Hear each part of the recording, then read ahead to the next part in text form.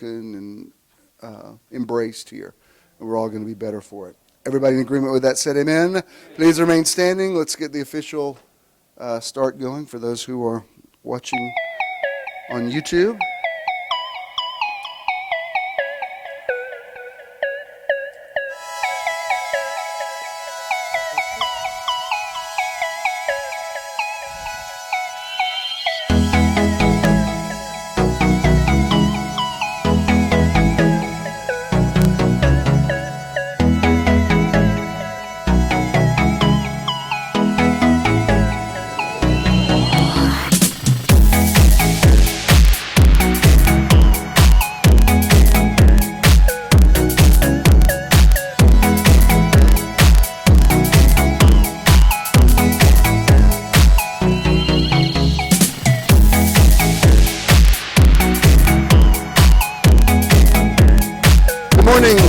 Metron, buenos dias, bonjour, willkommen. We're glad that you are here. You're in the right place at the right time, and it's a beautiful day. You all look beautiful, and we're all going to be better. We already are better just for being here today. I've got a really good word for you, and I know Jonah's got good music for us. And I'm always glad to have any of my kids here, but I don't know. I'm pretty sure Jonah's standing his favorite is it seems to be unchallenged. I don't know. It's like it looked like the polls were closing, and now I shouldn't go there. I'm probably putting some weird mojo on my other three kids. All right, I take it all back. They're all four of my favorites. They are. But I always enjoy Jonah's his ministry. I don't know if that's what he calls it, but that is what it is. And his gift, his particular unique point of view in his music choices, and the way he moves through his life and in the world. And I'm very proud of him, and I'm always glad to have him be a part of us, and I know today will be no exception. Once again, will you please welcome the one, the only Jonah Swilley. Hey.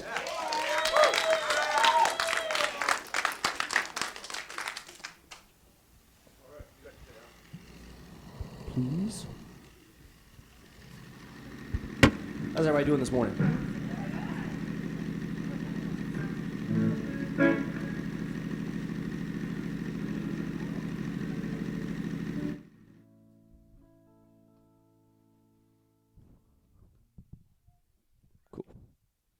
Thing is shocking my mouth.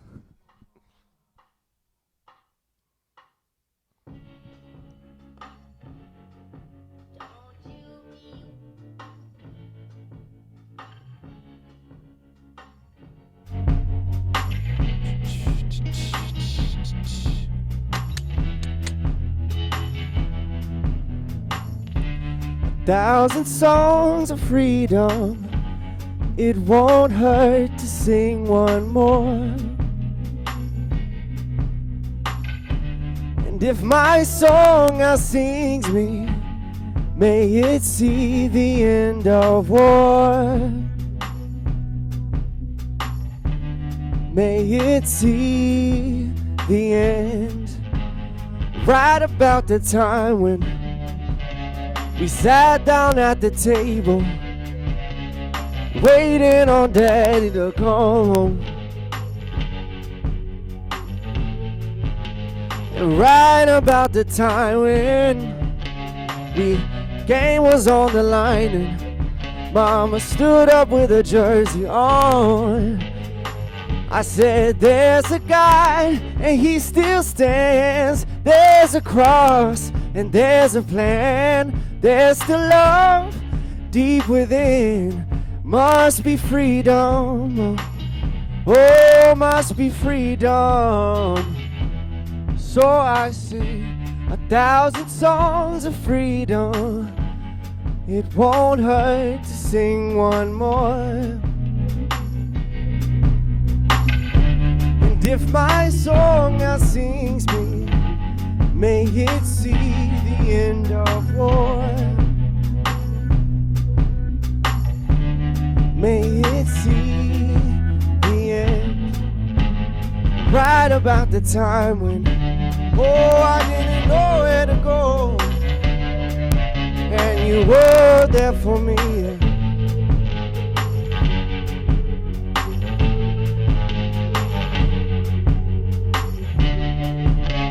I didn't know where to go, you stood there for me anyway. I said, there's a guy, and he still stands. There's a cross, there's a plan, there's the love deep within. Must be freedom, oh, must be freedom. Oh, so I sing 1,000 songs of freedom. It won't hurt to sing one more. And if my song outsings me, may it see the end of war. May it see the end.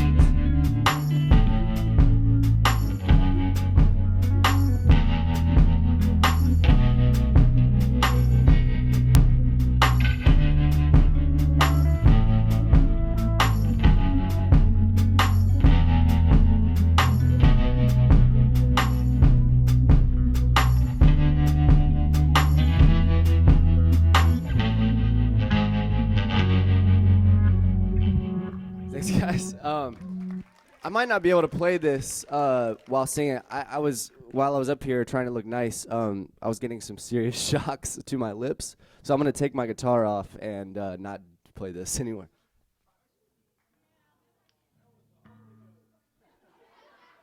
So I was kind of going through it a little bit right there, just to keep it honest. So yeah, I'm good. It's just when it's not grounded, you get a little tingles on your. So yeah, let's try that again. Let's try something else. Well, you pulled it off. I have no idea. All right, yeah, and Charles, if I could just get a little bit more track and a little bit more vocals, please. Thank you. Cool.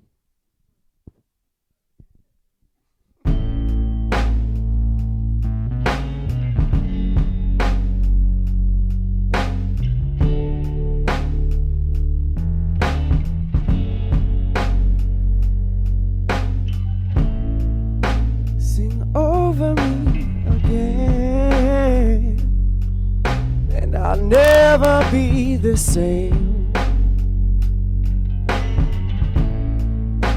Your love is like an epiphany, an infinite refrain,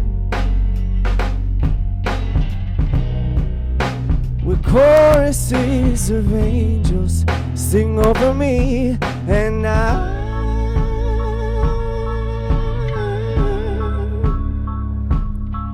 Lord, sing over me, and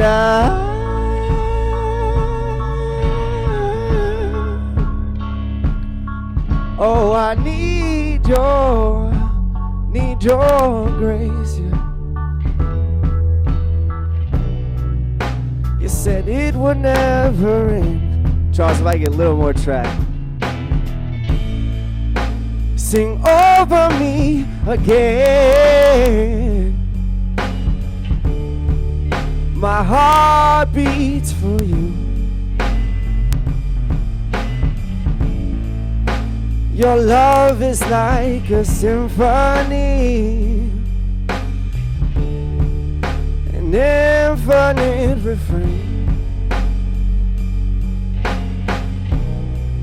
with choruses of angels sing over me, and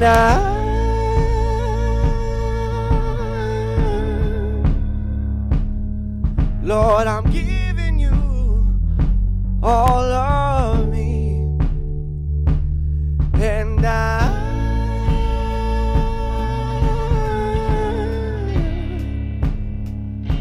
my heart, it beats for you. You'll never be the same. Oh, you say you'll never leave. Oh, I never be the same. Oh, I'll never be the same.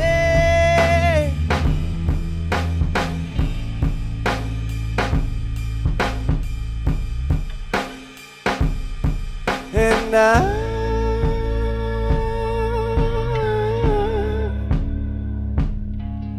you're the song in my heart. And I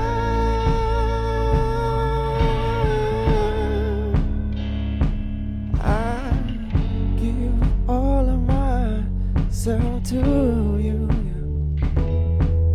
Oh.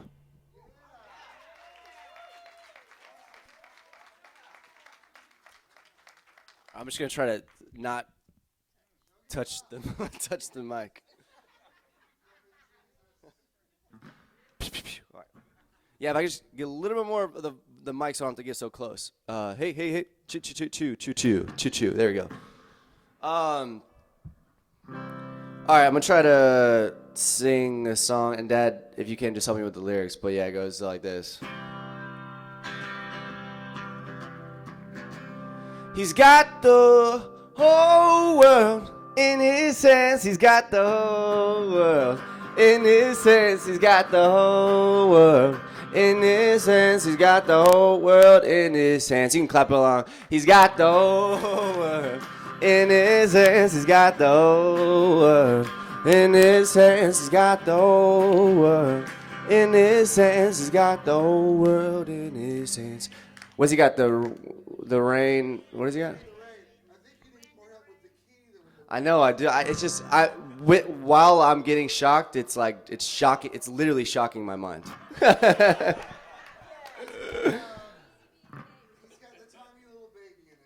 He's got the tiny. I think we should sing. He's got the wind and the rain, just because of. He's got. And then the rain in his hands. He's got the wind and the rain in his hands. He's got the wind and the rain in his hands. He's got the whole world in his hands.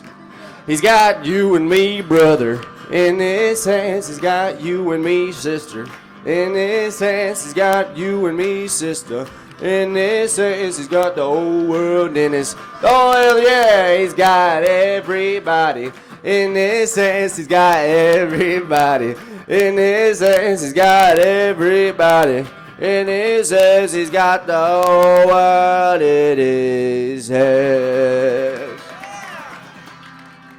Thanks for bearing with me with that, all that stuff going on. Love you guys.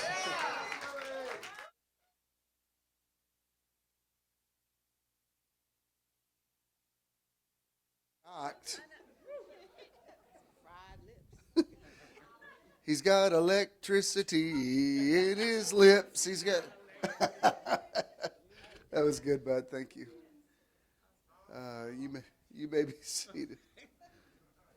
I like that second song. Who? Yours? Oh, Leon Timbo. Yeah, I love me some Leon Timbo. Hello, everybody. Hello. Welcome. Glad you're here. First timer. Glad you're here. I didn't mean to point you. First timer. How's that for making you feel self-conscious in a room of people you don't know? Listen, it's better than it used to be. When I had a big church, I used to make people stand up and people hugged them. And I used to see the look of fear in people's eyes, like, oh my God, it's too many hugs, it's too many hugs. No, I'm working for a tuna company now, I get it.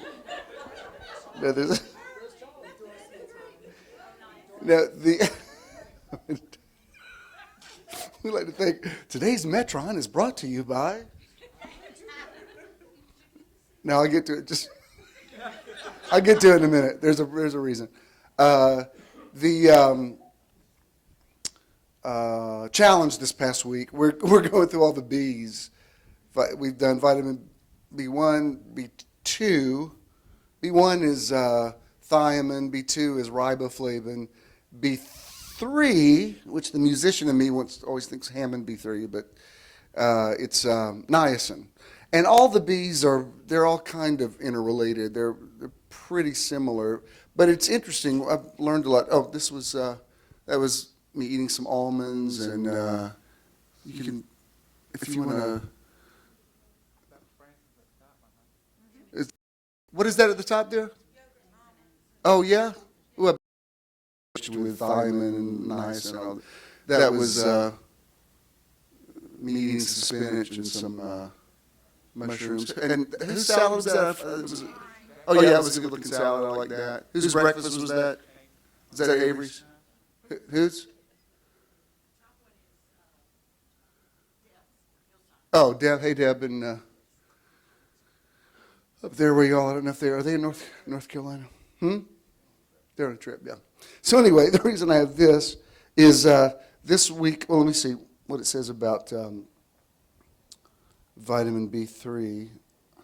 These little ads. I don't want the ads.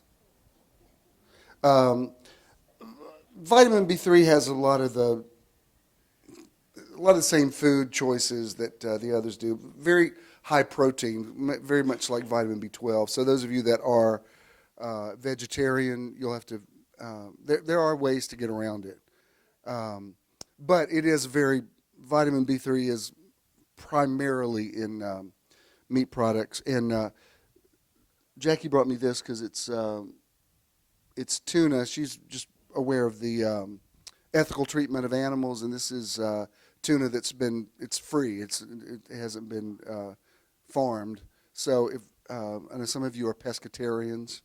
What's a pescatarian? It's somebody that just eats fish and vegetables. But anyway, this looks good. I'm going to try it. So that's she was looking. It's called Wild Planet, and I guess it's animal products that at least have been ethically treated. So there's some people we're all over the map. The same way we're all over the map theologically, we're all over it nutritionally. And so anyway, I feel like I'm going to hand this out as a gift. I was going to read you the list of foods, but I'll post them on Facebook. It's easier that way. So that's the challenge. Let's go ahead, because we only have X amount of weeks left in the year, so I want to make sure I make it to vitamin K. I don't know why they stopped at K, but that's where it stops. So anyway, that is your challenge for this week. Got it? Vitamin B3. All right. Our outreach this month is Alzheimer's organization, and they do a lot of good research, and that money's already been sent. So what you give today goes to replenish that. Our event is coming up a week from Saturday. Is that right? The 21st. We're going up to Chattanooga. I'll give you an actual time where we're going to meet. But what we're going to do on that Saturday, I'm not going to try to. Usually we'll meet here and do a carpool thing, but I think so many of you are coming from different parts of the city. I think we'll just meet up there. It's probably easier because some of you are coming from the north. But this Bee's restaurant in Chattanooga, it's not fancy, but it's famous. And it's supposedly, you've been there, right? It's like the best fried chicken in the Southeast, apparently. If those of you who are fried chicken aficionados, you can be the judge of that. But it's one of those places where they put, it's kind of like, sort of like the Smith House, but they serve it on big lazy Susans, and it's a lot of good Southern vegetables and that sort of thing. So we're going to meet there, and I'm not going to try to.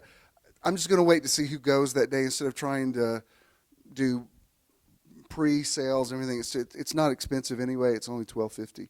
So we're going to meet up there and have lunch. It should be usually the last 2 years we've had great timing with just hitting the leaves just right, and so I'm expecting this year to be the same. We're going to be up there the night before, so we'll just meet you when you guys get there. This place is not that far from the riverfront, so once we get through, we'll just play it by ear. And if you would like to go over there, there's a lot of things you can do in Chattanooga that cost you a lot of money. There's a lot of things you can do that are free, and they're just equally as enjoyable and beautiful. One thing I would like to do, though, if you don't mind the drive up Lookout Mountain, is to take you to Point Park, because it's spectacular views over the city, and that actually is worth the drive. to get up there. And then when we're through, if anybody wants to, if you want to do the, Rock City or whatever, we're into everything. We like everything. We like the big fancy trips, and we like the. No, well, yeah. I was gonna use a phrase. No, we don't like redneck stuff, but we like anything that we get just as excited about going to Chattanooga as we do going to New York, and I'm serious. Like everything is everything to us. So, in other words, we're a cheap date. If you want to show us a good time, you don't have to spend a lot of money. We're low maintenance. We're that. So that's going to be the 22nd. So keep that on your calendar. Also, did I tell you that we are for sure on December 13th? Did I tell you that last week? So I'll give you. I was hoping that we were getting the place for free just because I'm a dreamer. We did get it for free. We got it several $1,000s cheaper than what it normally would cost.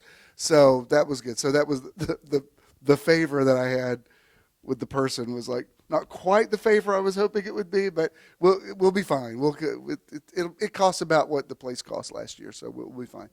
So I'll give you more details about that. It's actually going to be, if you've never been to Collinwall, it really is spectacular, especially at Christmas. So that's where we're going to be on Tuesday night, December 13th. We always have to have Christmas has to be really special. I can compromise on some things, but not Christmas has got to be. It's got to be cool and awesome and wonderful and etc. So keep all of those things in mind, if you will, please. Are you ready for the word? Good. I felt that. I appreciate your. I never take for granted the fact that you come here every Sunday, and not just that you come, but that you get it and that you hear. It's interesting. Glad to have Ginger back with us. Ginger's a note taker, and she was getting ready for her notes before we started today. And she said, "I wrote the title," and she said, "I accidentally wrote my name." And I said, "What am I thinking?" She marked it out to write Bishop. I said, "Well, it's interesting you did that because we really kind of all are the same." Jonah sent me this really cool video this week. If I thought about it, I would have shown it to you, but it's about how we're all connected. It's on my Facebook page and on his. Not it's just on mine. But I said you're not totally wrong. I mean, yes, I'm the one with the microphone, but we all. I mean, I've been doing this for years with you guys. Anytime you think I'm taking some tangent and I'm just telling some story, it's because somebody is pulling on me. And I've just learned, when I say pulling on me, I mean like spiritually, in another dimension. Because I learned a long time ago just to go with it. And if I start saying something, I think, I didn't know, why was I even saying that? And then invariably after the service, somebody will say, "Oh my God, I can't believe you said that. It was crazy confirmation or whatever." So I've just learned now, when you have a prophetic bent, you have to be tuned in. So you all know this, but I'm saying you are teaching this today. Do you know what I mean? It's like I'm holding the microphone, but this is not me speaking to you. The word educate means to draw out. So I'm not imparting information to you. I'm helping locate within you what you already know. That's why in 1 John chapter 2, he says, "Let that abide in you which you heard from the beginning." And then a few verses down, he says, "You have no need that any man should teach you."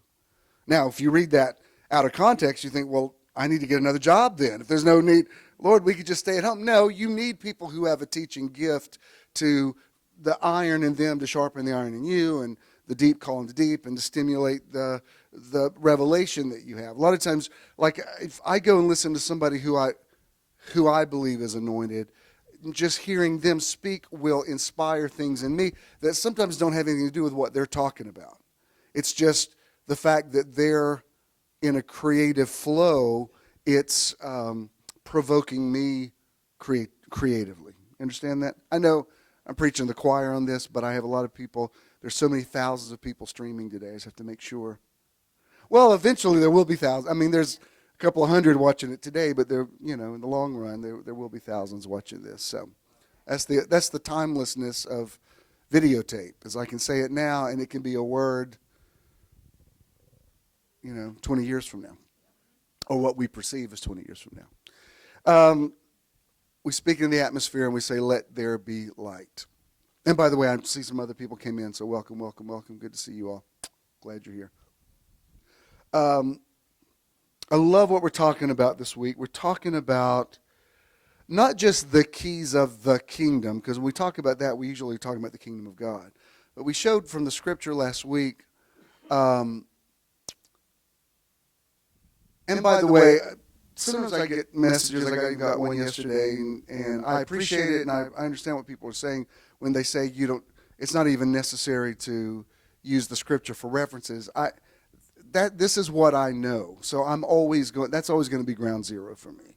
So I appreciate the sentiment, but just let me do what I do, because this is the line that the scripture says it's line upon line, precept upon precept. So that still is, even though I have no problem rightly dividing it, and I can look right into it and say I don't agree with that, and I have no problem saying that, but it still is a place of authority for me, and it's a place of recognition. Like if I'm getting a point across, if I give you some touchstone that you're familiar with, which is why a lot of times if I use another translation, I will say in King James it says, because I know that's what you're more familiar with. Got it? So thanks for the suggestions, but this is what I do. So anyway, thank you. Our title is Recognizing the Keys of Your Kingdom. We're following the idea, if Jesus said, I'm going to the cross, but you need to take up your cross, then if we sort of follow that line of thinking, then are there keys to the kingdom of me? Are there things that need to be unlocked in me? And I've talked about this for years. Like even, there in Proverbs where in Elizabethan English it says, the spirit of man is the candle of the Lord, searching the innermost parts of the belly. If you look at what the Hebrew actually says, it says searching the hidden rooms of the heart. And I love that idea that there may be more potential in me than I'm even aware of. But if it stays locked up, I'll never know it. I will be destroyed for lack of knowledge. So I need keys of the kingdom to unlock who I'm supposed to be. We took an Uber over here today because we're going to walk over to the park afterwards. And we were talking about where we were this time last year. I said, can you believe it's already October again? It's just crazy how time flies. And I'm glad I'm aware of that, because it makes me want to make every day count. To say, all right, well, in the time that I have here, I don't want to blow it on stupid stuff. I don't want to say that my whole time here was just spent in minutia and stuff that didn't matter. I want things to matter. I want to do things that really count. And I know you feel the same way. So if there's more in me, then I want it unlocked. I want it revealed. The first scripture we used last week was the story of David and Goliath, one that I don't really refer to that much, but when I teach it, I see something in it that I think a lot of people just completely overlook. And it's the fact that, remember when David, he's got all this over-the-top chutzpah, and he says, I can take this giant down. And they finally bring him before Saul. And Saul says, all right, you've convinced me. I'm going to let you go to fight this giant. But let me give you my armor, which would make sense. I mean, not only does it make sense that you're going to be armed to go fight this guy, it's also an honor that the king is kind of having this personal moment with you where he's giving you his own sword. So it's not just for your protection. There's a message connected to that. Gifts always have a message to them. I mean, a gift is either saying I love you, or sometimes a gift is manipulation. A gift is, I think you should dress like this, so I'm going to give you this. It's not really a gift, it's a message. You know what I mean? Like if somebody that doesn't like you sends you a dagger, you might want to watch out. I think they're sending you a message. And so not only was it possibly foolish of David to reject Saul's armor, it also potentially could have been insulting to the king. Because here the king is saying, well, kid, I don't just give my sword to anybody. You're supposed to realize the gravitas of this. And David says, I can't do it. I'm going to have to fight this giant the way that I deal with the enemies. And I love the phrase in the message where it says, and he took it all off. In other words, I have to do it my way, and you might not understand it, but my way is what's right for me. And so it wasn't, and this is the point of what I'm talking about this month, it's not just about going in the power of God. It's going in the power of you. Because if you're not you, the God who is in you cannot be released. I don't want to jump ahead on my sermon, but let me just throw this out to you, and some of us discussed this a little bit afterwards last week. The definition of being a disciple of Jesus, a disciple of Christ, is to be a follower of Christ. All right? We understand that. Jesus says to the disciples, follow me. Does that mean, however, that we're supposed to be like him? Now, this is a philosophical question. I think that you're my followers. I mean, I don't think we have a cult here, but I mean, you do. Most of you don't live in the area, and you followed me to Midtown, so I don't think it would be a stretch to call you, if not disciples of mine, at least followers. If I say, yes, I have a following, those people that listen to me or call me their pastor or their bishop or whatever, that doesn't mean, like if y'all all came in next week dressed exactly like me, do you understand? It's like, yeah, Bishop, we'll follow you, but we don't necessarily, we want you to be you. We love you being you, but we want to be us. And now if I said, you all have to be like me, now that has cultish overtones.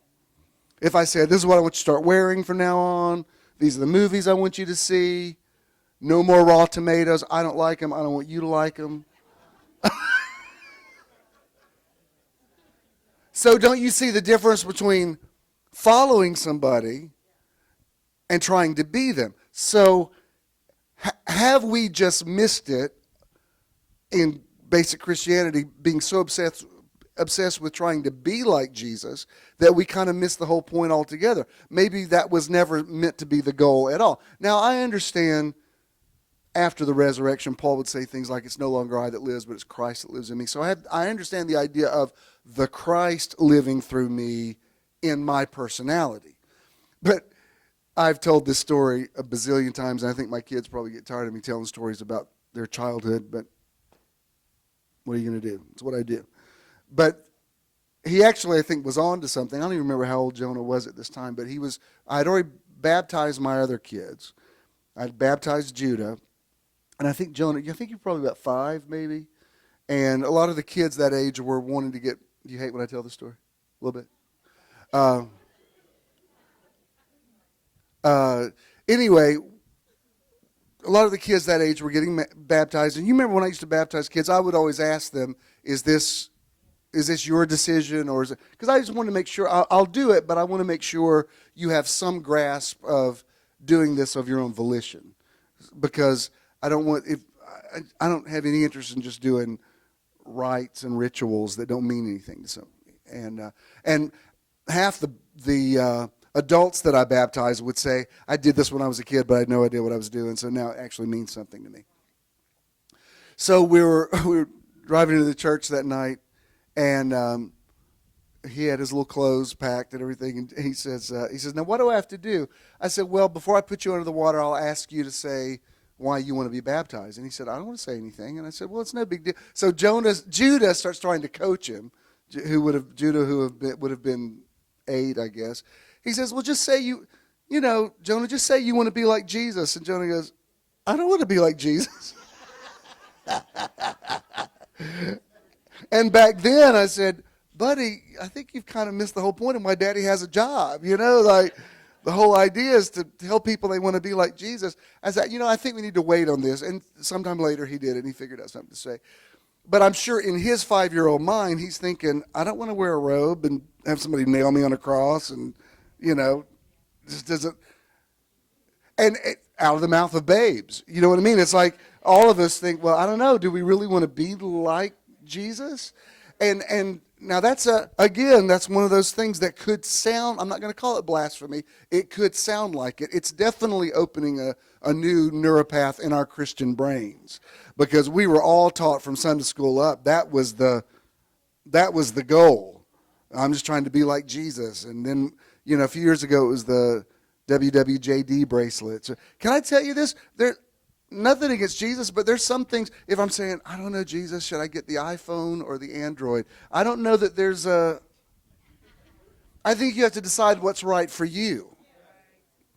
There was, I wish I could find this, but years ago, Sally Field hosted Saturday Night Live.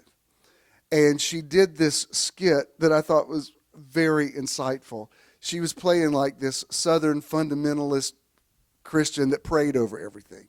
So she's like cooking dinner one day, and she's like, "Dear Lord Jesus, please bless these eggs. I just pray that these eggs and this toast and this bacon is to your glory." And so that's back when Will Ferrell, no, it wasn't Will Ferrell, it was Phil Hartman. It's way back. He appears to her as Jesus. And she goes, "Oh, Jesus, it's you." And he says, "Yes, I've come to visit you, and I just want to tell you, you don't have to ask me about everything." And she's like, "But Jesus, I need to know what placemats I should use for this." And it was really funny. Of course, Christians got angry at it or whatever. But I thought it was really funny because the point of it was, I get it. Jesus has numbered the hairs on your head. I get it. But just chicken or fish, make it, just choose one. You don't have to pray over everything. This week, let me just say this for the people that felt compelled to lecture me about free speech this week on Facebook. Let me explain something to you. When I post something and people want to argue with me about it and I take it down, it's not, believe me, baby, it's not that I'm afraid of the argument. I'm just bored with people arguing over every flipping thing. And I just don't have time for it when I'm watching TV or whatever, and my phone's buzzing every 2 minutes of somebody wanting to argue over something stupid. So last week, when I heard the hurricane was coming, and they were saying, because I watched the news constantly, they were saying, this is the worst natural disaster that has ever happened. Katrina will pale, and they were all saying it. They were all saying body bags, and one commentator said 9/11 will not have as many deaths as this is going to have. So I said, well, we should do something. So I posted, tell Matthew what to do. I might speak to Matthew and tell Matthew to go back, not thinking that was going to be controversial. From close friends of mine who called me Pat Robertson. I'm like, I'm going to tell you something. As long as we live, you can never, ever call me Pat Robertson. And finally, I just got so tired of arguing about it, and people saying, well, the people that are going to be killed in the hurricane, they'll be upset because if you say other people will be delivered. I thought, good God, this is it. Delete picture of my food. My God almighty. You know what I wanted to go? It's like, fine, good. Pardon me for wanting to push back a little bit. Maybe lots of more people will be killed. Is that what you want? Sorry. Cleanser. But some people wanted to take me to task about free speech. I said, I'm not censoring free speech. I'm just saying this is my Facebook page. If I wanted to say something, believe me, I read stuff that people I love very much post as recently as this morning that I'm horrified by. But I just go, well, you know what? It's their page. So what are you going to do? I don't have time to confront everybody. Believe me, I have survived hate mail and death threats. I got close to 2,000 people blocked on Facebook. So you don't need to tell me about, you need to let people speak. No, the people have spoken. Somebody at church that I went to said, you need a big suggestion box. I said, my life is a suggestion box. Are you kidding? Every message I get are suggestions. The last thing I need is a physical box to encourage people to give me more suggestions. And I can't tell you, I should not have opened this. The key of the kingdom just unlocked me, Jesus. But sometimes I can't tell you why somebody left, like whatever happened to them. I can't tell you that they left because they wanted me to do all this stuff that I'm not going to do, and then they get mad because I don't do their stuff.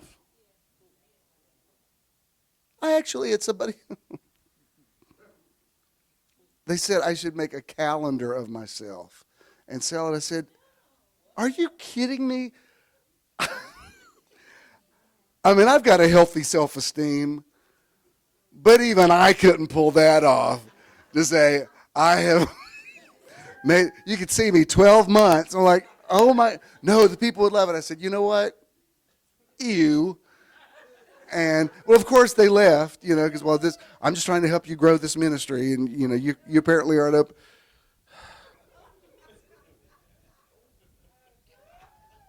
I had somebody suggest to me a fundraiser, you need to do a video of you putting on your vestments to classical music. I said, you know, I don't wear the vestments that much, but I'm pretty sure that's not going to be a big seller. People that live in Lithonia, buy this video of me putting on vestments to classical music. I can't even say it with a straight face. Well, you just don't want anybody to help you. Oh, you all think I'm making this stuff up? I've had people tell me it's considerably scaled down now that I don't have acreage. It used to be do a Bible putt-putt. You know, you get. I'm not kidding. Like you could do Noah's Ark. You could do. I said, well, who's going to do the funding for this? Oh, well, God just told me to tell you that. So if you wonder why, sometimes when you give me suggestions, I just go, thank you. It's because I'm maxed out with suggestions. What the heck has this got to do with what I'm talking about? Oh, I know what it is. It's about David saying, I know you think I should wear Saul's armor, but if I'm trying to do some Saul imitation, this giant's going to kill me. And so, as it turns out, the story of David fighting Goliath is as much about authenticity as it is about anything else. And the second scripture we used was Jesus saying, I give you the keys of the kingdom. And in the Message, he actually says to Peter, I'm going to show you who I am, and now I'm going to show you who you are. And that's a powerful idea, is that the more I understand who God is, the more I understand who I am. I may post about this later today because I just hear, this is not about me. It's about people that I know who's had friends whose gay son committed suicide, and somebody I heard from this week that's been in the ministry for 30 years who said, I'm wanting to come out because I know I'm gay, I always have been, but all these people are telling me that God's going to curse me and I'm going to die and go to hell. And I thought, where do I even begin with this person? He's still in hell mentality. So where do I even start? And I just wanted to say to people, just well-meaning people, please shut up and don't put your weird religious mojo in people's heads. If you really think Jesus is that obsessed with people's sexual orientation, then why not let him be the author and finisher of their faith and work out their own salvation with fear and trembling? You don't have to micromanage everything that they do. And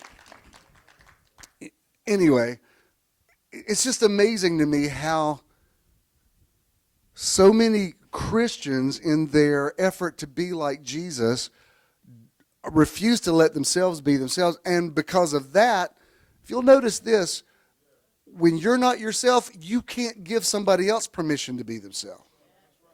once you get your arms around yourself, it will make this statement make sense to you. And the second one is like unto it. Love your neighbor as you love yourself. Love is the easiest. It is so easy to love people when you love yourself. If you don't love yourself, loving people is the most difficult thing in the world. Because if you're dealing with your own identity issues, you can't bear anybody telling their truth on any level. And so you have to, and Christianity becomes this powerful tool of manipulation, where now I can't be a Christian. I've got to be a Christian like you think I should be a Christian.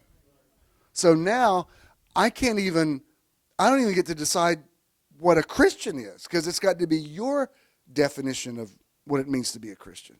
And so the control issues get so complex and convoluted, and the way people pull each other's strings or whatever. That's why you want to send some scriptures to me that you think are going to mess with my authenticity. I'm like, baby, I'm going to send you 14 videos back of me already teaching about that and 2 books I wrote about it. You waited.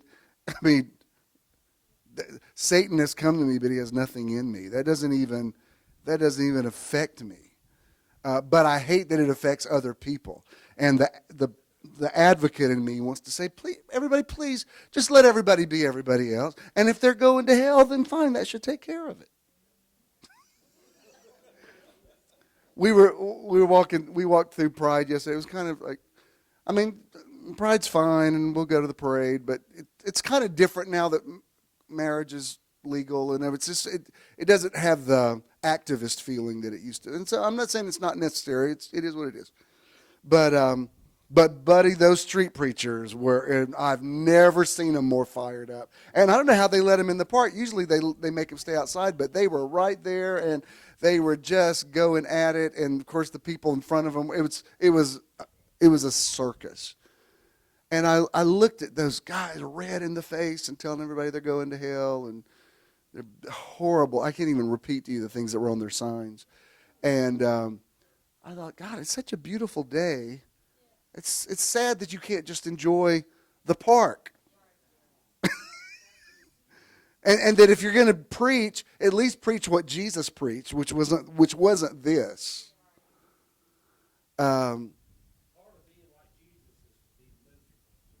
Yes, their idea of being like Jesus is, I'm miserable, so I'm going to make you all miserable. And, I just want to go, buddy, nobody's listening to you, and relax. Besides which, if you quoted the whole Bible out here, it's not going to change one person's sexual orientation. I promise. It's not even just change it a little bit. It may make some of them that were raised in church feel bad about themselves for a few minutes, but they're going to go have one drink, and believe me, that guilt's going to be gone. They're going to make peace with it.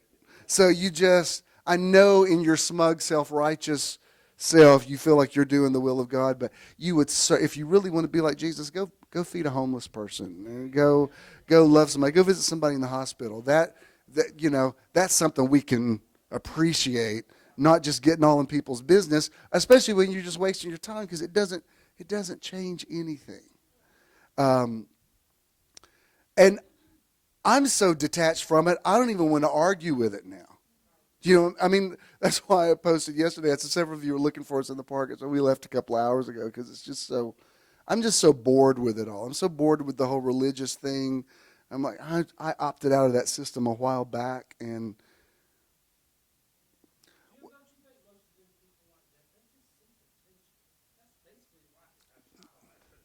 he was saying, do you think people are just seeking attention when they do that? I don't know. I think people think they're doing the right thing, maybe. But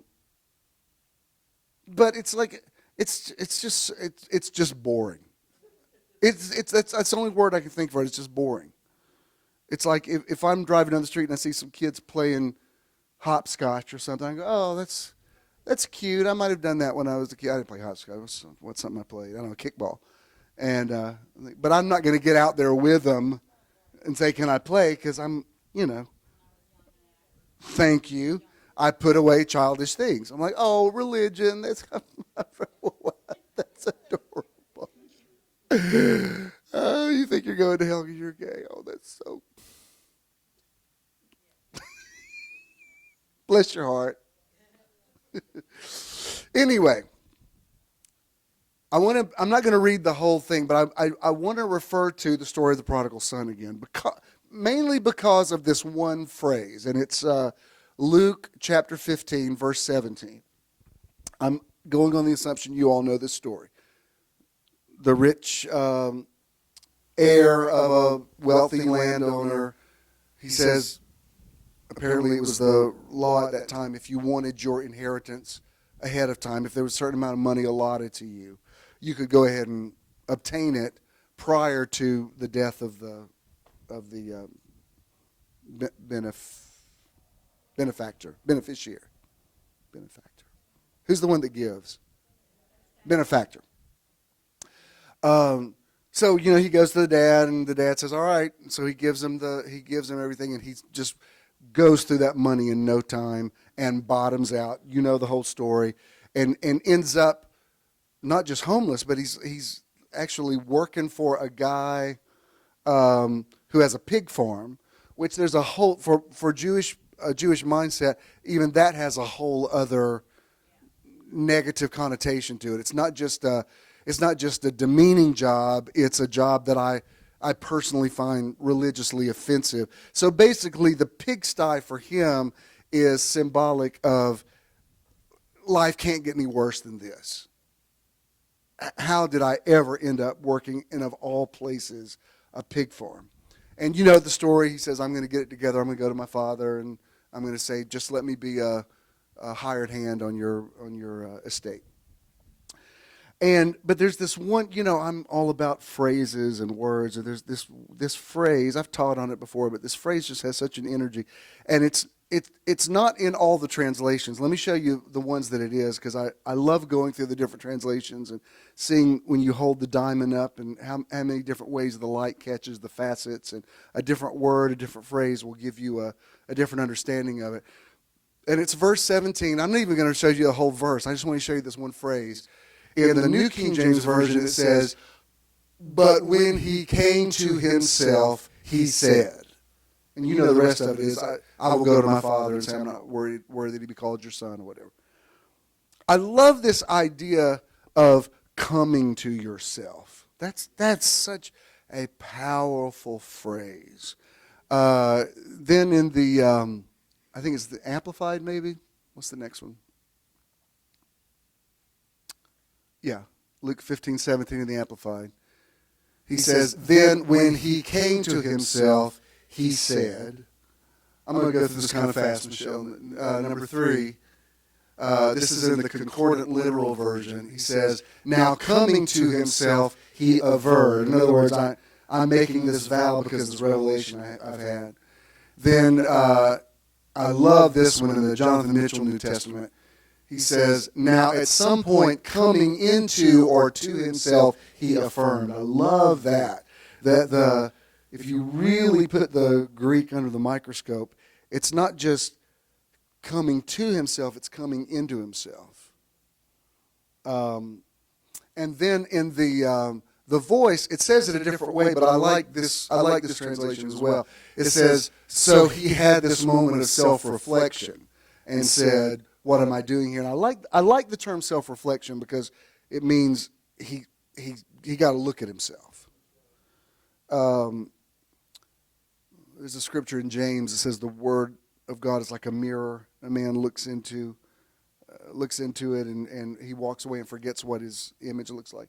And we've all done that before. Like, I know if I ever shave my beard off or trim, I'll forget because I'm so used to looking at myself a certain way. When I go look in the mirror, I'm like, "Whoa, hey, oh, okay, I forgot. Whew, I didn't know who that person was," because I just look very different. I love this idea that he couldn't get back into his real life until he realized his real identity. And when I started really preaching, whether you call it ultimate reconciliation or whatever phrase you want to say, I believe everybody's ultimately saved. This was this was one of the main scriptures I used to make my point, because when I started preaching that and I stopped doing altar calls, people would say, what about the lost? Shouldn't we have a ministry to the lost? And I said, well, yeah, there's still lost people. I just don't believe they're damned to hell, but they're just lost. Yes, they need God in their life. They need a ministry of reconciliation. But the prodigal son was always a son. He never lost his sonship. He was lost. He was not walking in his identity, but he never got disinherited, ever. There's not even, the father in this story doesn't even put him on probation. He doesn't even say, look, I'm going to let you back on the property, but with your track record, we got to watch you. We're going to have to give you some, you have to prove yourself, which is what, remember, there's so much to this story.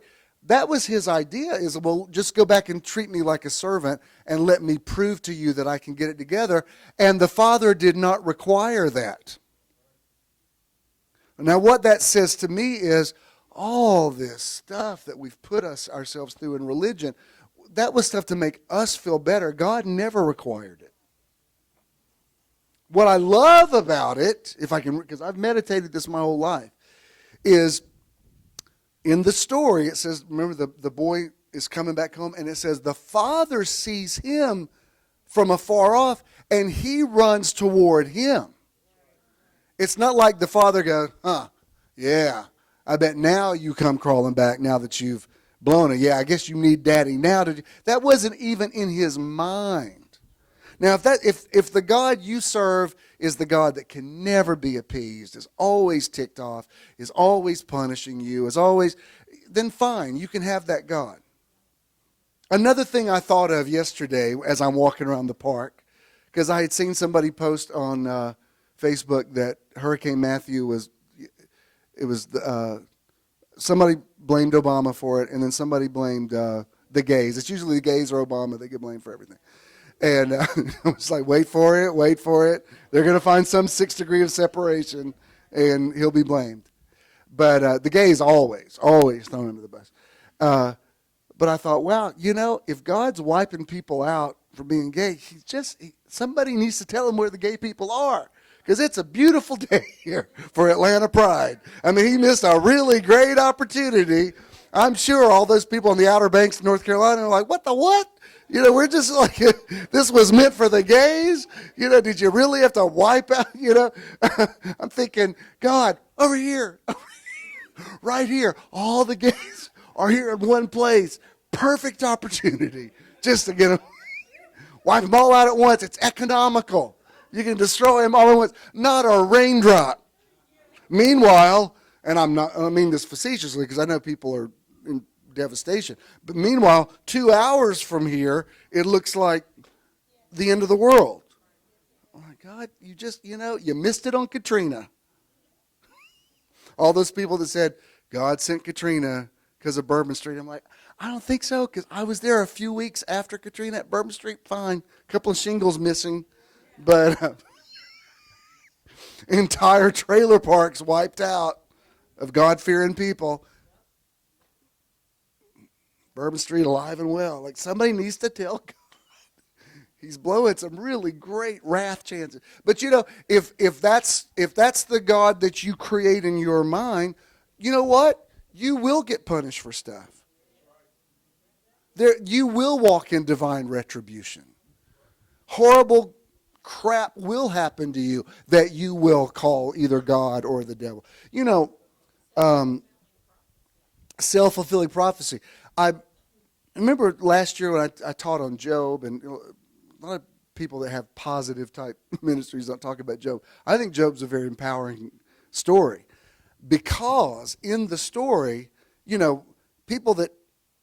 there's people that blame God for all the negative things, and there's people that blame the devil for the negative things. In Job, it's both of them. It's Satan coming to God saying, if you'll just remove your protection from Job, he'll curse you. So that's the most terrifying thing I've ever read, is that God and the devil are just kind of discussing Job's destiny.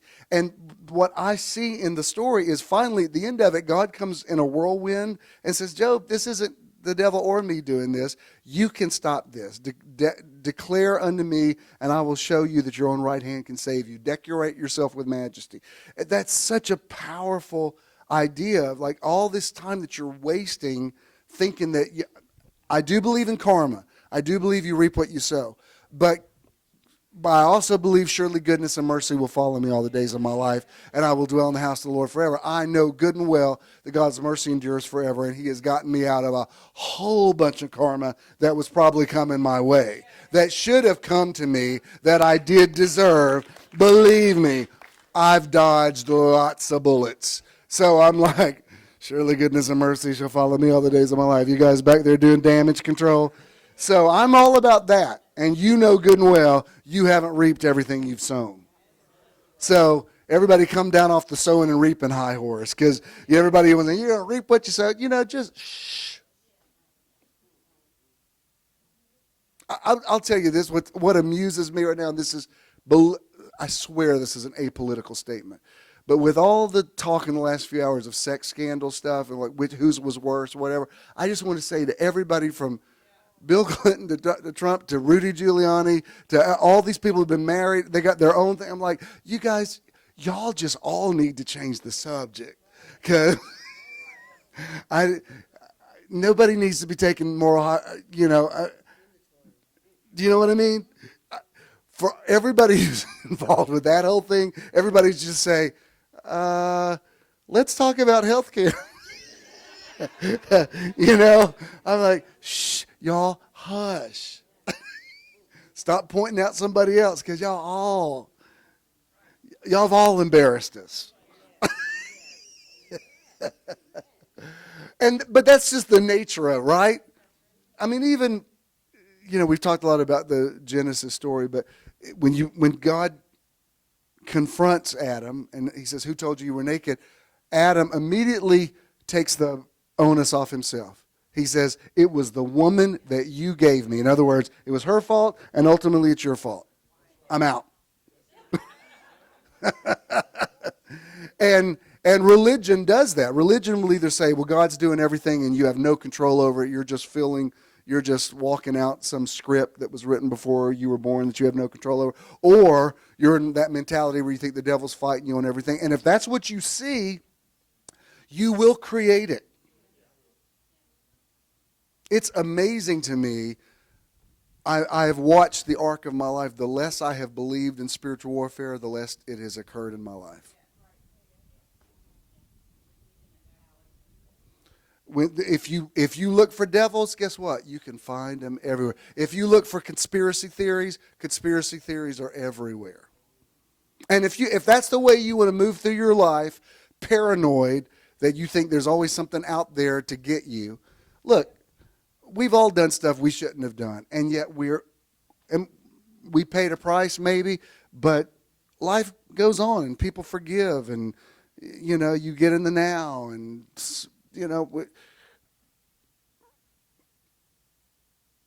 people just need to be who they are. And this story of the prodigal, we relate to, all of us can relate to it because all of us have the divine in us. And we all know what it's like to get yourself into a situation of your own making, to where you find some pigsty in your life.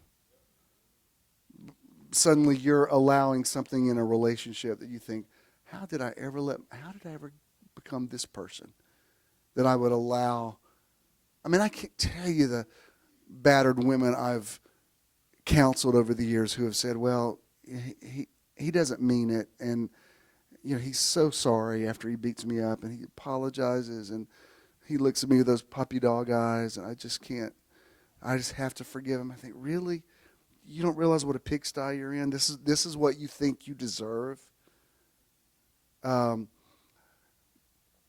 you're in I don't know, I could name all kind of situations that would bring the room down.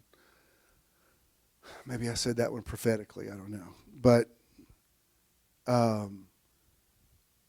there comes a point where you have to come to yourself and realize, wait a minute, I'm a child of God. What am I doing?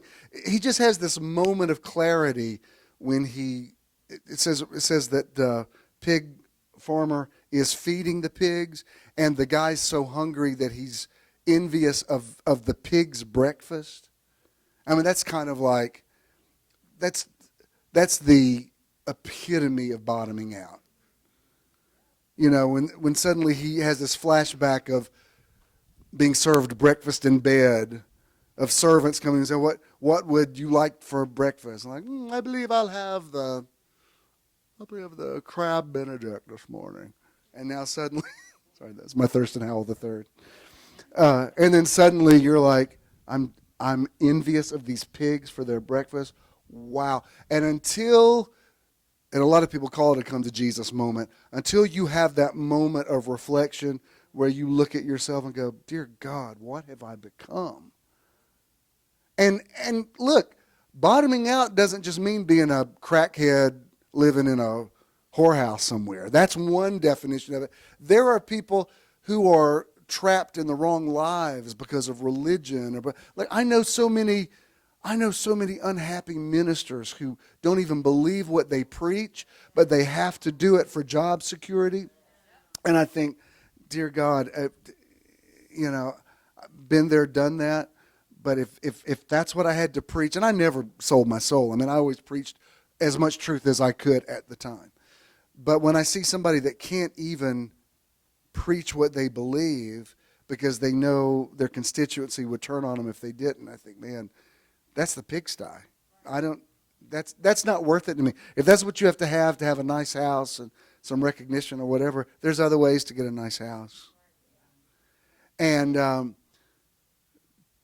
to me, the ultimate pigsty for anybody is just not living your life.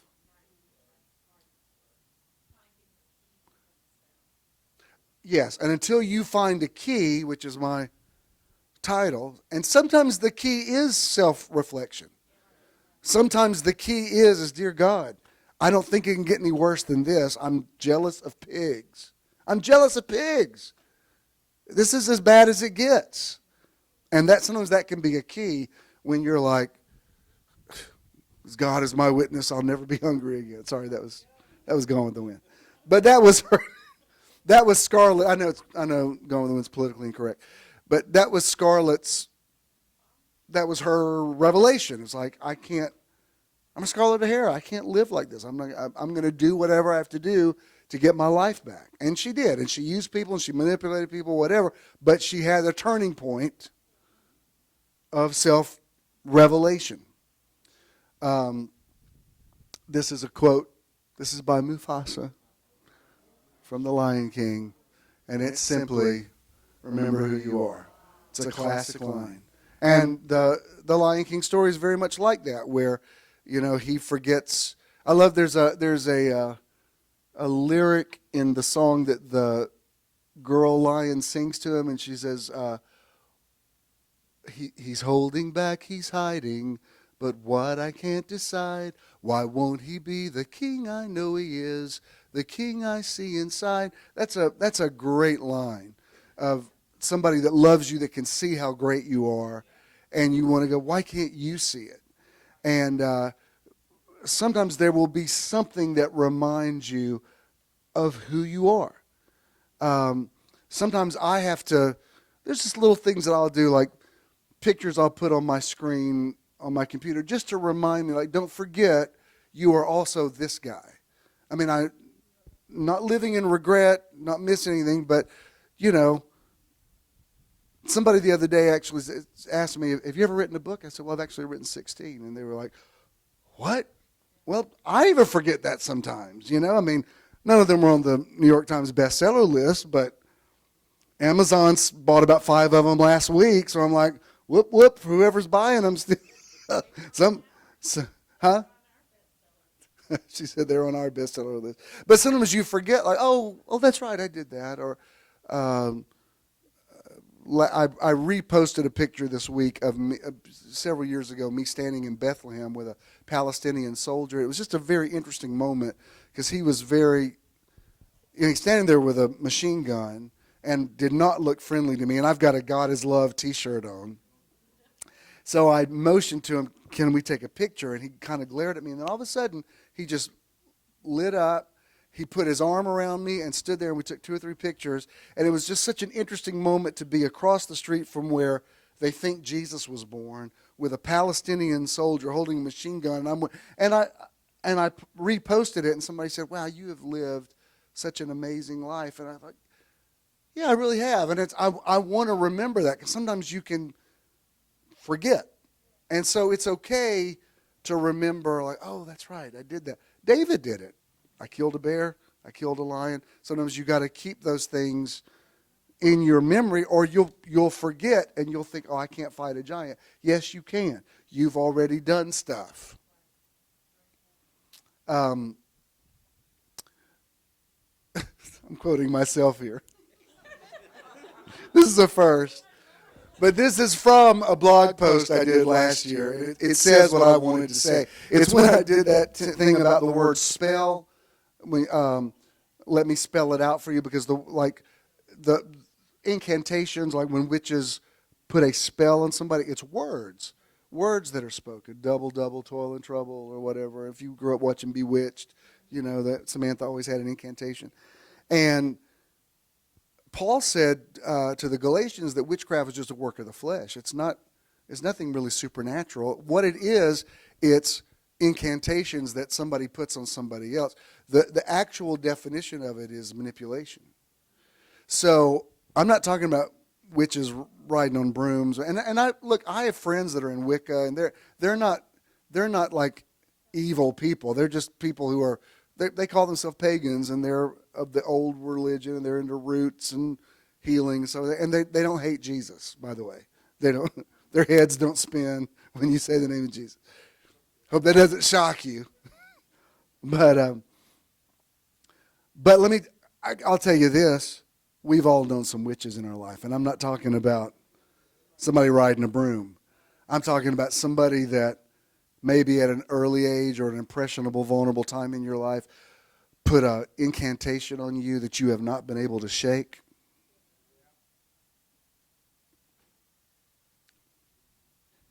I can't tell you the people I've counseled with over the years that can't get past a phrase that somebody said to them. They just can't get past it.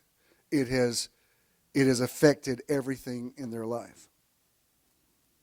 And that's why words are so important. And I'm not suggesting everybody should be so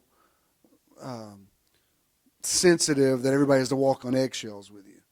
But you know what I'm saying. There are things that people can say to you, especially people that you're very emotionally vulnerable to, that you think, wow, I got to get a grip on this, because this thing is, I don't think I'm going to be able to shake this.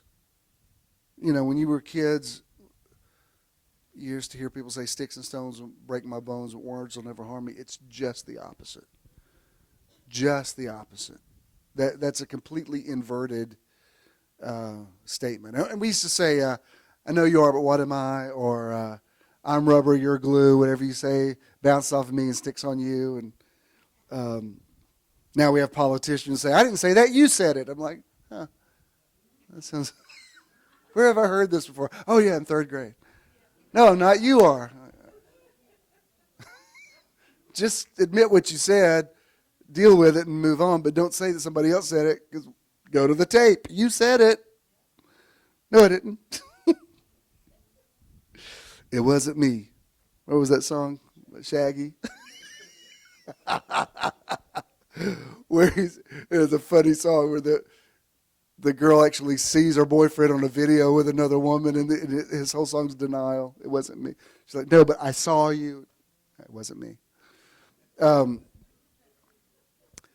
anyway, the point of the word spell, I think it's interesting that when we talk about spelling, like a spelling bee or whatever, it's having to do with words, the way a word is misspelled. I don't know. You know, I'm a pretty good speller, but I depend on Google so much. Like Ken stayed with his dad a lot this week because he's going through some issues. So I went to see a movie by myself, and I was writing a review about it, and I wanted to say, I said, veteran actor Tom Wilkinson, I find him to be eminently watchable. I thought, that's a word, right? And I spelled it imminently, I-M-M-E-N-T. And SPELLCHECK didn't challenge me on it. So I thought, oh, I guess that's right. And I thought, that's not right. That kind of imminent means like it's about to happen. I looked it up, and the word I was looking for was E-M, imminently. And I love that because it made me read the word. Oh, that's what that word means. Because I just like that. I like knowing that I spelled something right. Because if you spell it wrong, it means something entirely different. And that's why even with, and y'all finally got this now, but even with using the hashtag for Year of Living Your Best Life, you have to, there's a way you have to write it or it doesn't work.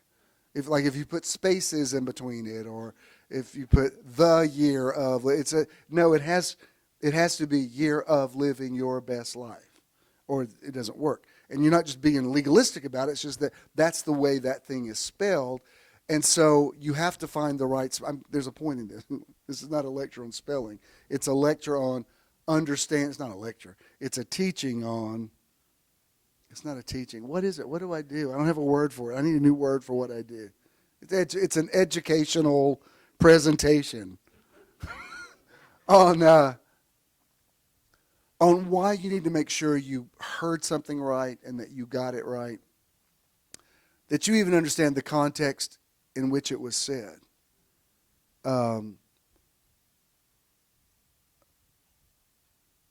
Does it surprise you sometimes when somebody mishears what you say and they get offended at something they thought you said?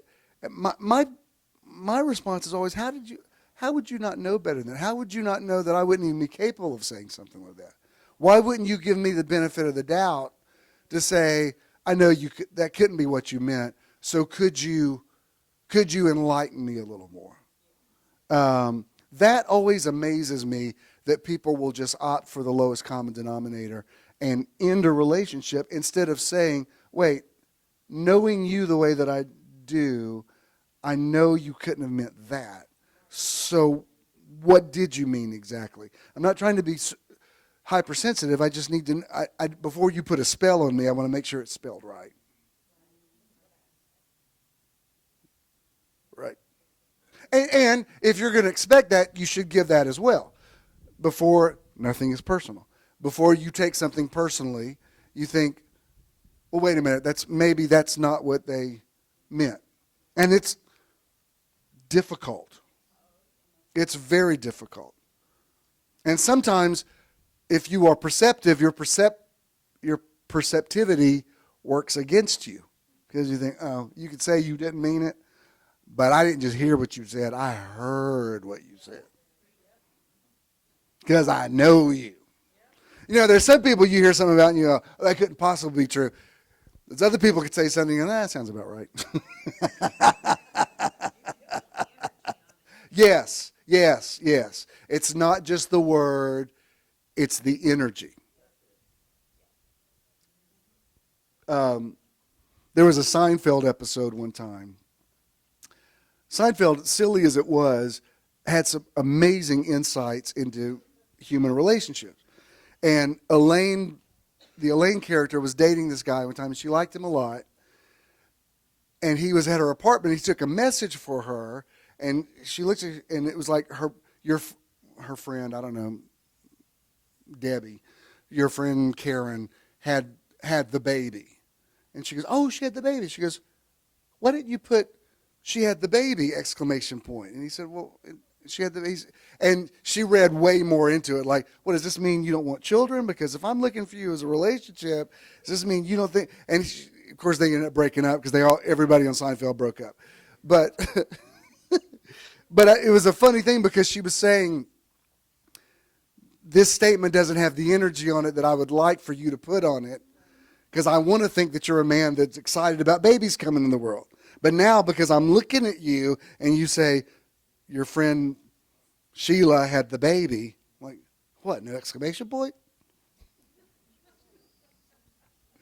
I do fret over stuff like this because when I'm writing, I'm like, does that need an exclamation?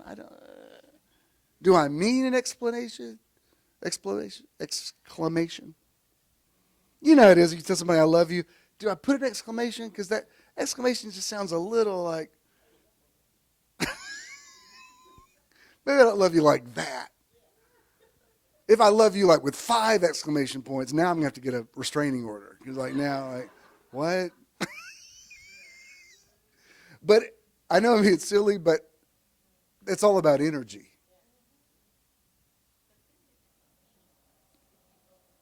Indeed. All right, here's what I said.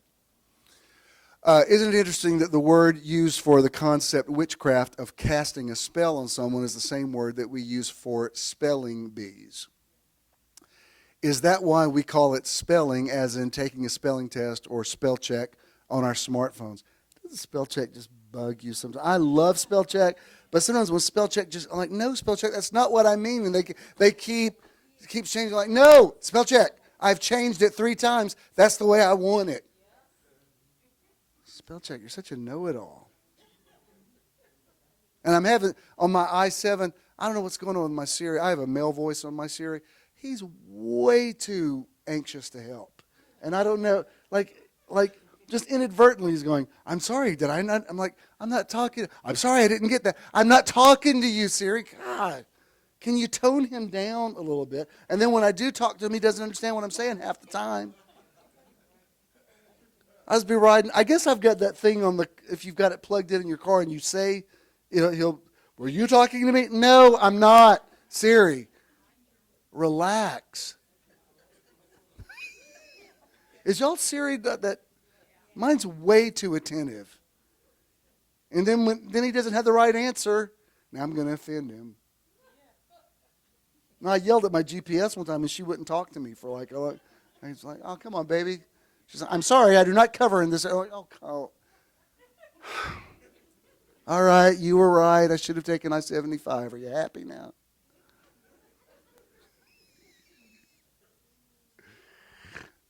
In Galatians 5, Paul lists witchcraft simply as a work of the flesh. He didn't describe it as anything supernatural. When we talk about the power of words and the effect that they have on our lives, we have to look into what has been spoken over us, especially in our formative years, and examine whether or not we are living out the manifestation of someone else's spell over us. I need to do more study on this, and I have, but I don't think it's a fluke that these words are the same.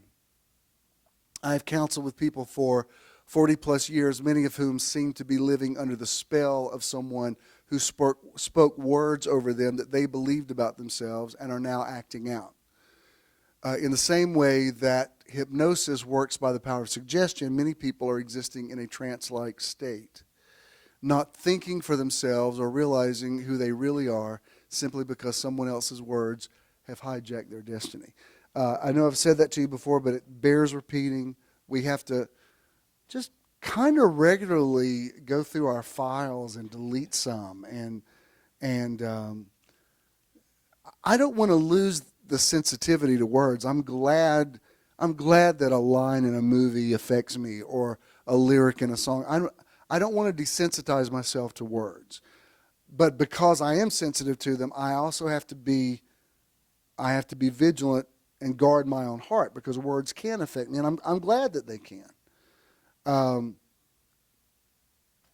more than one occasion, Jesus said, "For this answer, this thing has happened." And relationships have been made or broken over one word that somebody says. Even I thought it was interesting, and again, a political statement, but I thought even this thing that's happened in the last few hours with a politician being caught with something he said over a decade ago, and people said, well, why is this causing people to disconnect from him when everything else that he said didn't? And somebody said there's something about hearing the actual person's voice say something. I'm like, well, his actual voice has said a whole lot in the last year, but I digress. But I thought that's really interesting that for this saying, empires are built and campaigns change and people are put in office or taken out of office just because they say the wrong thing, or by the same token because they said the right thing at the right time. I want to be in that zone. Yesterday, Ken wanted to add some more lights. That we had put some lights on the front of Mom and Dad's house, and he said we actually can. It's got capacity to put about 3 more on, and we can light those trees. Yeah. I lightened up the picture. Somebody said it looks like a movie set, which I appreciate, but it's not quite that. I mean, somebody said, I think you can see this from outer space. No, it's not that bright. I just lightened up the picture a little bit so you could see the effect. But so we went to the store once, and then later I went back because I got some other stuff. And both times I went to the store yesterday, I don't even ask for discounts. I don't even think about it.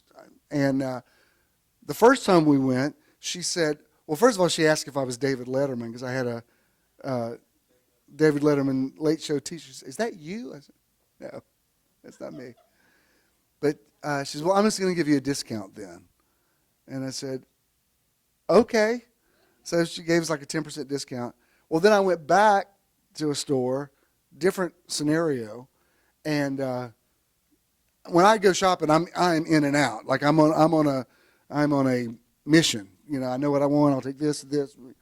And she said, well, I want to give you a discount. I said, okay, this is National Discount Day. She goes, are you a veteran? I said, no. She said, well, I'm just going to give you a discount because I like you. I said, okay. I thought, well, maybe this is the new thing. Now, what if this snowballs to after a while, people are paying me to go into their store? We're just going to pay you, like, you know, when celebrities endorse products or something, we're just going to pay you to shop here. It could happen. My friend Howie, that, you know, I've talked about, that he was a teacher for years and he retired last year. He started a travel blog, and now they fly him all over the place, paid vacations to Europe and everything, just because they want him to write about their hotel or whatever on his blog. He's leaving for Cuba today. He's doing a cruise in Cuba.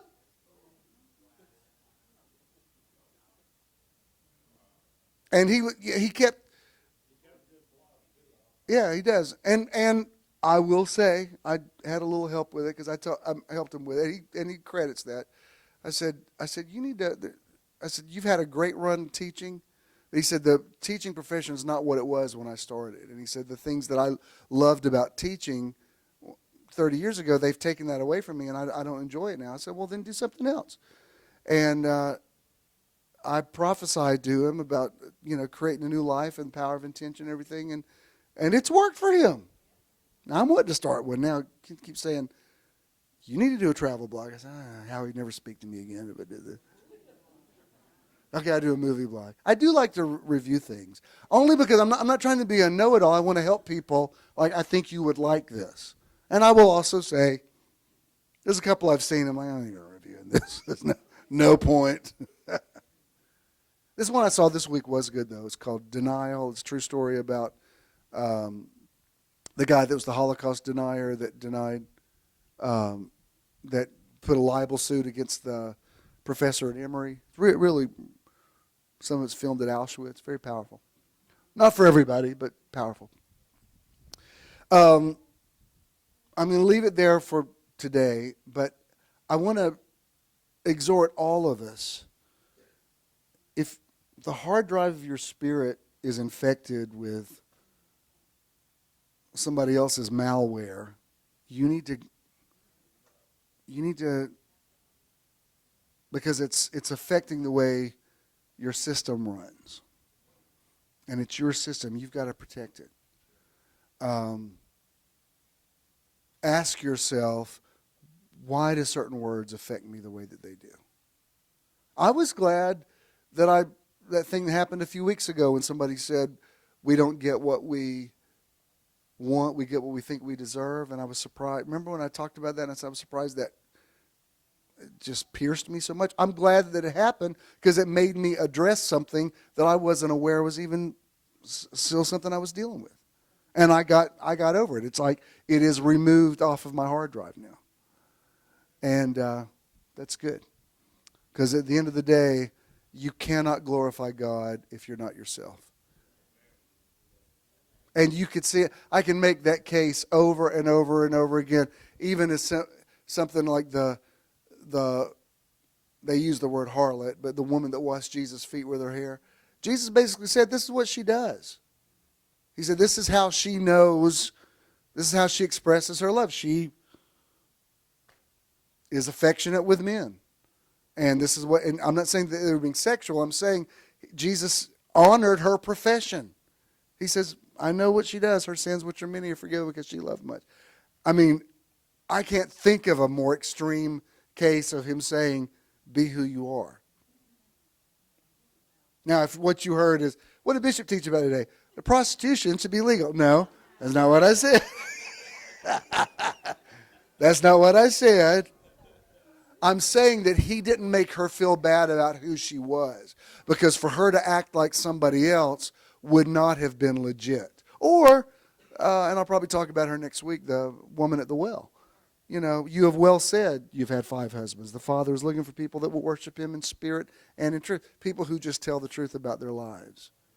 You can't follow Jesus if you don't come as you are. I got to shut up. Let's all stand.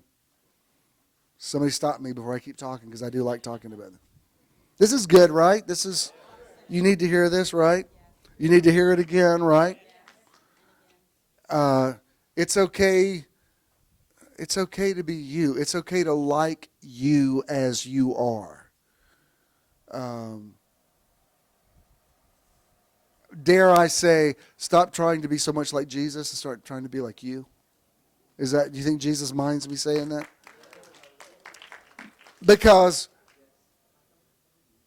he didn't say to the disciples, become like me. He said, follow me. And then he says, it's necessary that I go away so that you can continue to do even greater works. Wow. It's a trip. Please remain standing. We will run this. I will speak a blessing over you. Contributing to Metron is quick and easy. Easy peasy. Simply text the amount you would like to give to 404-620-5044. And now you can give anytime by texting this number. You will then receive a one-time registration form that links your phone number and opens your account at SimpleGive. Complete the form and you will then receive a successful registration and donation page. For additional information on your account, visit bishandthenow.com and click the Support tab. Then, My Online Donation. When you contribute to Metron, you're also supporting the charity or organization of the month. Thank you for your investment in Most of you Metron. are doing it this way now, but those of you that write checks, we ain't mad at checks, and making the JESM, and Danny will be back there. If you have cash, pay it forward. Go bless somebody. Let that money circulate. This is the blessing I speak over you today. I love you, and I love you just like you are. And you're awesome, and you're beautiful, and you're wonderful. And, of course, God loves you.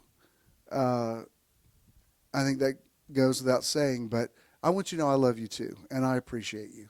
And I like the way you are with all of your eccentricities and curiosities. That's what makes you, you. Well, I really mean it. I really mean it. I really do. And even since you said that, because Eddie and Patrick have a lot going on. Their dog recently had puppies, and they travel a lot or whatever. But I have a fine line, because I want everybody to be here, and I don't want them to dread me. So when somebody's not here, I don't want to just harass them, like, where are you, where are you, where are you? But I do want people to know I miss you.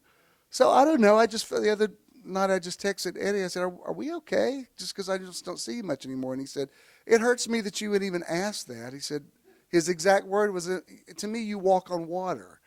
And he said, no, we mean to be there. We just got a lot of stuff going on.